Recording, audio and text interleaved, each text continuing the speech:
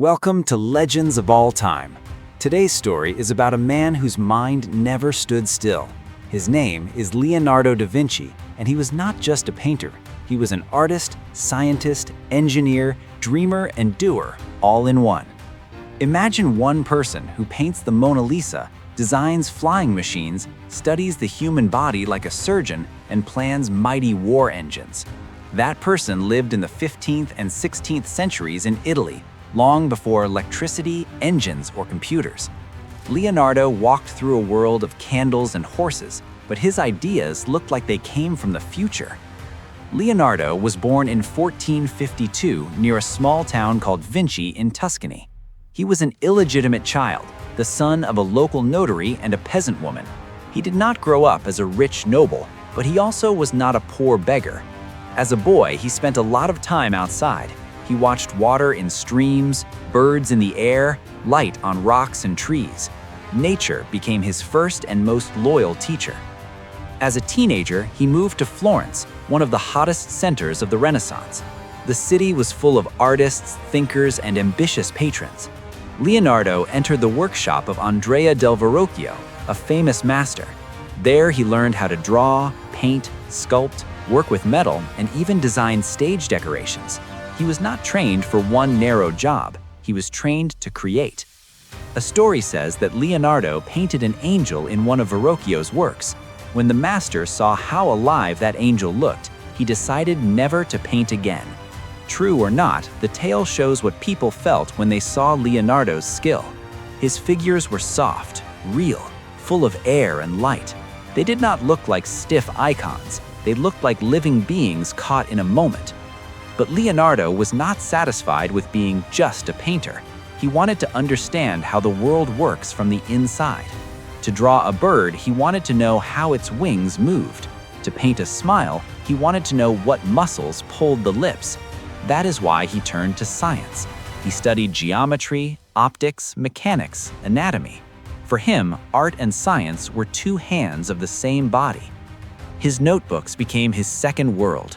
On countless pages, he drew machines, plants, bones, muscles, storms, cities, and faces. He wrote notes in small, tight letters, often in mirror writing, from right to left. This made the text harder for others to read. Some think he wanted to keep his ideas private. Others say it was simply comfortable for his left hand. Whatever the reason, these pages are like a window into a restless brain. Leonardo's curiosity about the human body pushed him into hospitals and morgues. He dissected corpses to see what lay under the skin.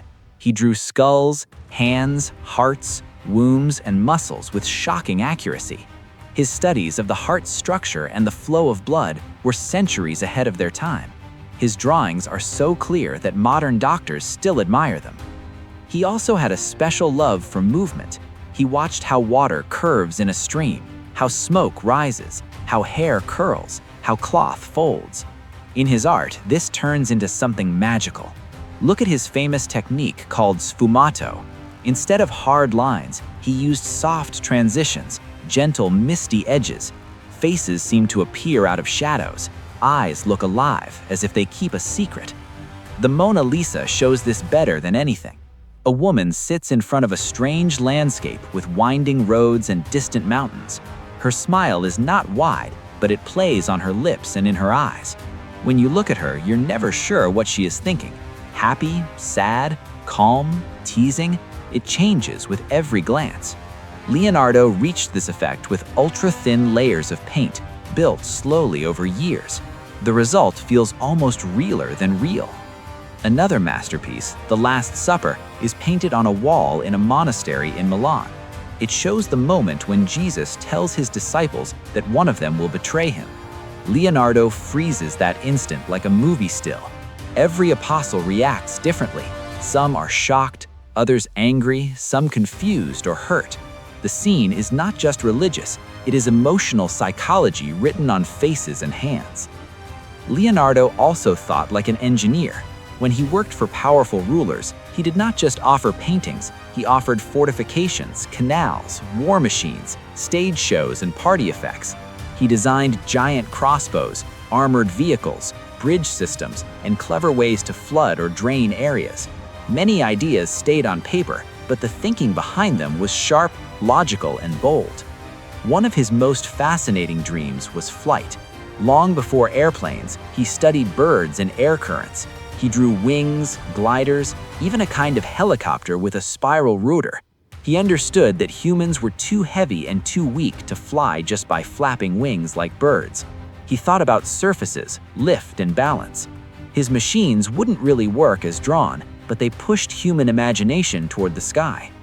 Leonardo also imagined machines for peaceful uses. He sketched early ideas for a mechanical knight, a sort of robot controlled by ropes and gears. He planned devices to grind lenses, lift heavy weights, or move stages in plays. One drawing looks like a primitive tank. Another looks like a machine gun shooting many arrows. He lived in a world of slow manual work, but his mind kept jumping to automation. His career carried him from city to city. He worked in Florence, Milan, Venice, and later in Rome. He spent long periods serving powerful families like the Sforzas in Milan and the Medici in Florence. At different times, he was painter, engineer, architect, advisor. He did not always finish what he started.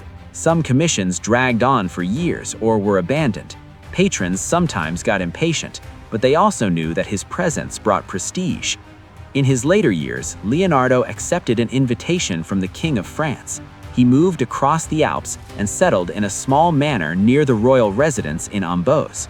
There, he spent his last years calmly, still drawing, still planning, surrounded by a small group of students and assistants.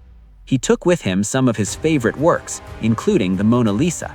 That is how a painting born in Italy ended up in a French museum centuries later. Leonardo died in 1919, but his image only grew larger over time.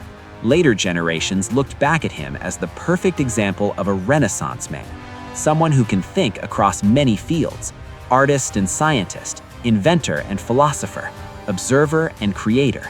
He showed that the world is one big puzzle and that a brave mind can try to connect its pieces. When people call him a titan of the Renaissance, they mean that his shadow falls across art, science, and technology at once. His paintings changed how humans are shown on walls and canvases.